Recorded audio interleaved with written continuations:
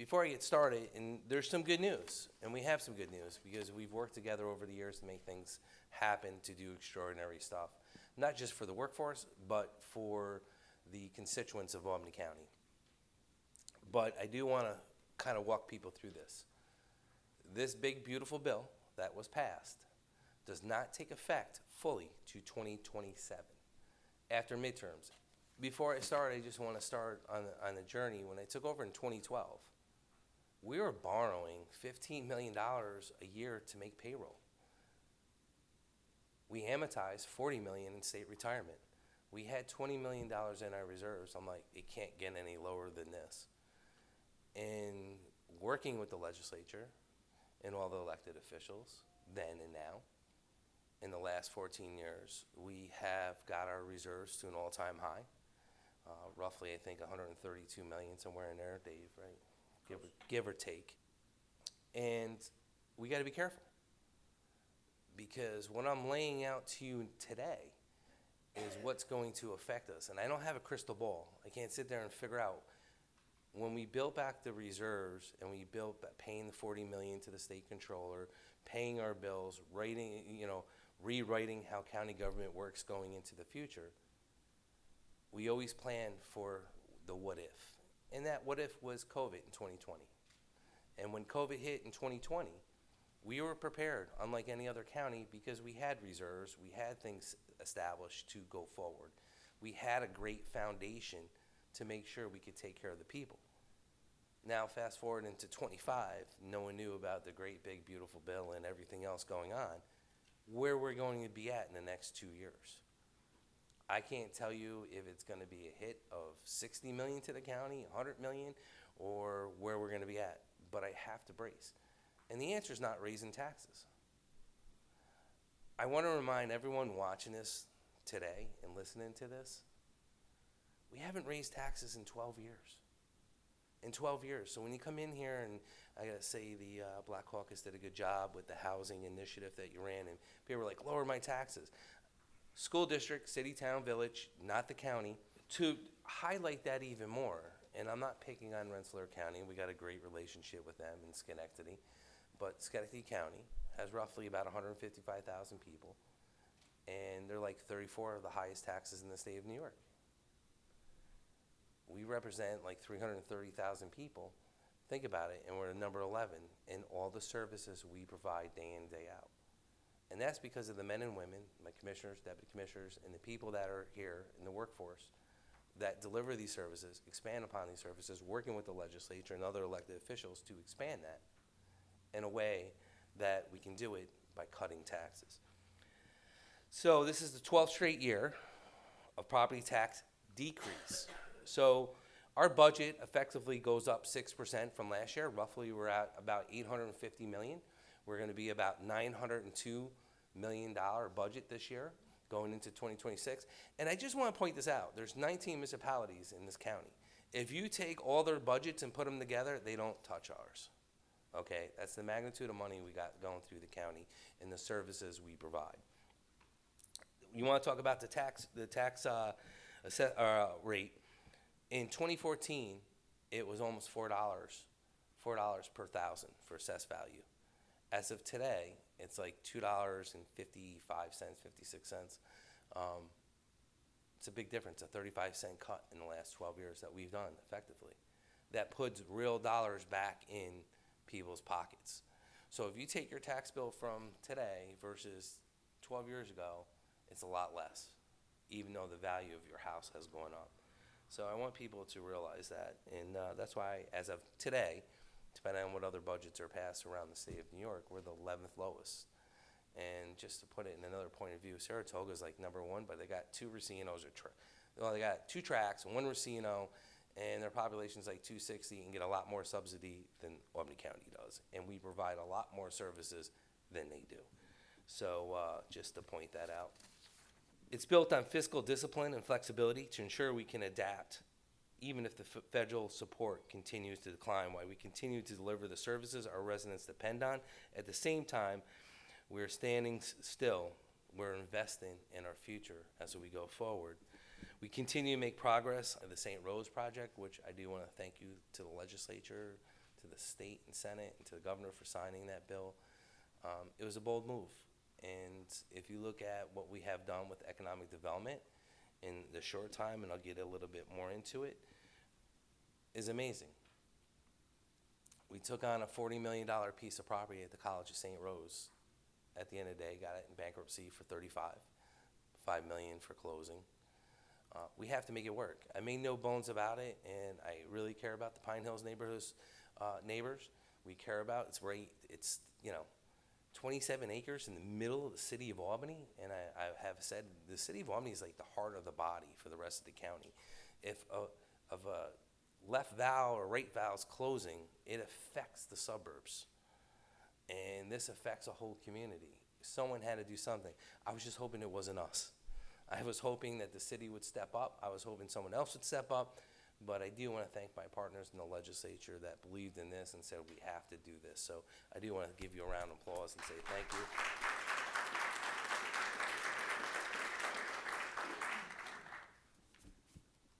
I knew we had to move quick, but also do our due diligence and listen to the people in the neighborhood. But I also had to remind people of the Pine Hills Neighborhood Association that this isn't the Pine Hills Neighborhood Association project. This isn't the City of Albany project. This is a county project that has to highlight the whole county to bring people in from outside the county to come see this beautiful city, walk around a beautiful campus, and enjoy the scenery, but also provide services. So we moved quick. We moved the Department of Aging into the gym. We moved Parks and Recreation there, part of it. We moved veterans there to get life back on the campus, because I couldn't let what happened to Dome Stewart and other vacant buildings run amok, have people break into them, to steal the copper, to have drug parties, to just do damage in general. We had to move quickly, and I wish more people would understand that. It's not that I want to move that quick, because we can end up tripping, falling, and failing. But also, I have an obligation to the taxpayers of this county to make sure we do it in a way that I don't have to raise taxes to pay for it. And we're making this work not just for the city of Albany, but for the whole county when it comes to housing. And I do want to thank the legislature again for their housing initiative and everything that's going on. We already opened up the gym at the College of St. Rose. We have pickleball going, swimming going. We have yoga going, karate going, chess clubs going already. So you're seeing a life on the campus.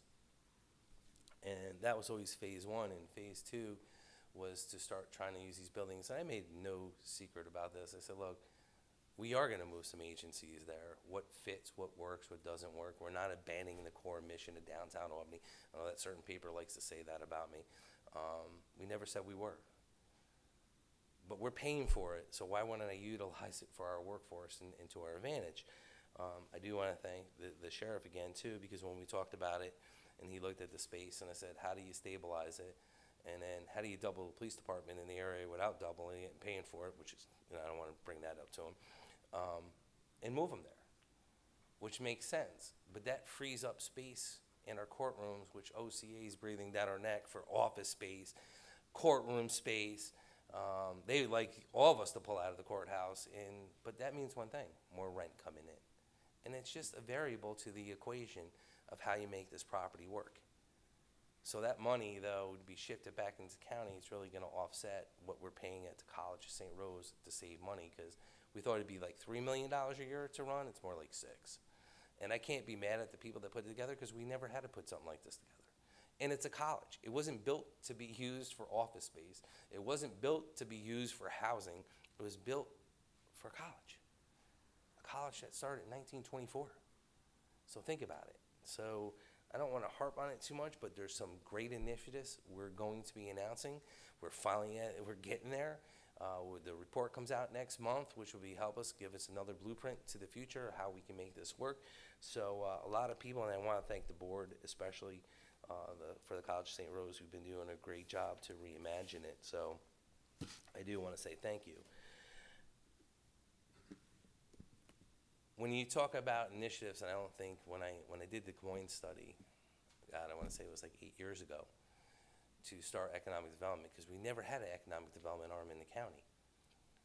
And I did the study, and I'm like, okay, I know where I want to be, I know what we need to do, and I know we need to give hope and opportunity and do things.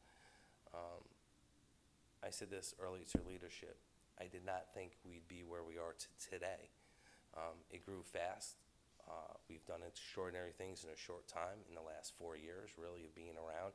Though we started this journey 7 years ago, it's really taken the last 4 to take off. It shows you how government can work together. When you're all leave the egos at the door and you're all rowing in the same direction of opportunity.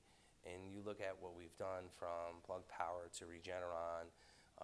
We have the LTAC property, which is the biggest piece of property we're going to be putting on the market. It's right behind the Watervliet Arsenal. It was the old LTAC site. It has rails, it has high energy, it has everything we need for bigger and better jobs that can come in from blue collar to white collar. We have the McDonald's site that we will be announcing shortly, what we've got going on there. Another exciting project, and I want to thank Carolyn and Wanda and everyone else. Obviously, we purchased the property of the old Ama LaBelle's and made parking for now with a foundation what it could be, to reimagine it. Can it be a hotel above that, tied into the Capitol Center and to the MVP arena? Looking at our probation, mental health, we will be moving Board of Elections, we will be moving other things for hope and opportunity of economic development and opportunities for people. We're not abandoning downtown Albany. So I do want to say to the workers that are bugging me in the elevator, am I going to College St. Rose? No. We'll be relocating through downtown Albany, and some will go there. Don't get me wrong. Some agencies are going to go there, but we're waiting for the blueprint to come back to see where we're at. With the expansion of the Capitol of the $54 million, and we have an announcement with the legislature and the Capitol Center tomorrow, with the deal that we all cut, that the Airbnb money will now go to the Alliance to help sustain it for the future. Any growth on the bed tax will go to the Alliance, which could be anywhere from $1 to $2 million, if not more, a year, which is what we always want to do, stabilize that, so it's not just us paying for it, where they're standing on their own 2 feet doing extraordinary stuff. So I do want to thank the legislature for that and for the hard work and making this work, because short-term rentals, we haven't gotten our fair share over the years. So what we're working out is going to be worked out for the future. And I do want to say thank you. So we talked about the LTAC site, Heritage Park, the former Ann Lee site in Colony, which we'll be marketing. As you all know, we did sell one part for the Division of Military and Naval Affairs, which is going to be their state division headquarters, which is going to be a great addition next to our nursing home. So I do want to say, we are moving in the right direction where we're going. So many endless possibilities in downtown Albany that is going to be huge. And, we need people to participate and come up with ideas of what they want to do. And we finally finished phase 2 of Lawson's Lake. So the upper part of the lake is finally completed. And, the completion of the construction of Lawson Lake Upper Lake will soon reopen as a county hub for healing, learning, trauma retreat, youth violence prevention, multiple county departmental collaboration, leadership development, and community-based overnight programming. I do want to thank MVP, the legislature, and how beautiful this property has turned out to be, and the journey that Sheriff Apple and I started taking in 2013 with this property. If you saw what it was like when we took it over versus where it's at today, if you reimagine, you can do extraordinary stuff. So I just want to say that.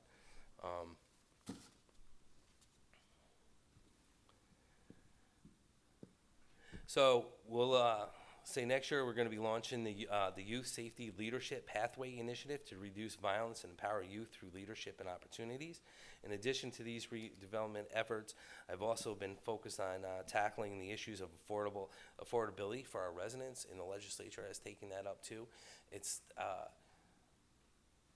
had the fortune of representing County Executives of America, and don't feel bad for me. I went to Ireland last week, and we met with 3 of their governments, from Dublin to Galway to Cork, and not that it was funny, but it was the same issues we have here: housing, homeless, immigration. And how do you settle the housing issue? Same thing that's going in Portland. I just did a story in King County, Seattle, on housing, but on the county race out there. And it's $1 million question. You can't build your way out of this, because if you build 10,000 units, you need another 10 to follow it. So it's like trying to find that balance and that's affordability. And I want to remind people that even though if you say you and your, whoever you're married to make 250,000, it doesn't mean you're gonna say it sounds like a lot of money, but if you're paying college and you got car debt and you have credit card debt, you might not have enough money for a down payment for a house. You might not be able to, there's people paying college bills that are like, I get, like talking to a doctor, and I'm like, he's like, yeah, I'm finally paying off my bill. I'm like, aren't you like 70 years old and you're still paying? I'm just thinking in my head. I did say it out loud. He got a little mad at me. He said he wasn't 70, he was 68. But he was just paying off his bill for medical school. And I'm like, I just would assumed your doctor would have been paid off a lot quicker. People are in different situations. And we need to find that because we need to be the backbone for the community, to be the fabric of that community, to figure it out, to get people in housing, to give them an opportunity to have a different life and a different outcome. And we're doing that in a partnership with the legislature, so I do want to say thank you. This is why we established a first-time homebuyers navigative program with the County Ledge to improve access to affordable housing. Someone will be responsible to help residents with step-by-step process to purchasing a home. It's daunting. You go to your realtor, you tell them you want to buy a house, they'll tell you, yeah, you can afford 190, and next thing you know, you see a house, and they go, oh, no, we can get you to 210. I'm like, you told me I could only afford 190, right? It helps you through that process. It breaks down the barriers, and like hurdles in life, they're meant to get over, right? Now, I'm not jumping over a hurdle, look at me. I'm gonna crawl under it or around it, but I'm not jumping over it. So the reality is that this position will help navigate the waters to help people get it. And I also want to say of course, none of these projects would be possible without the dedication of the employees of Albany County. So I do want to say thank you to the employees. We don't say it enough. You don't get enough pats on the back for what you do day in and day out.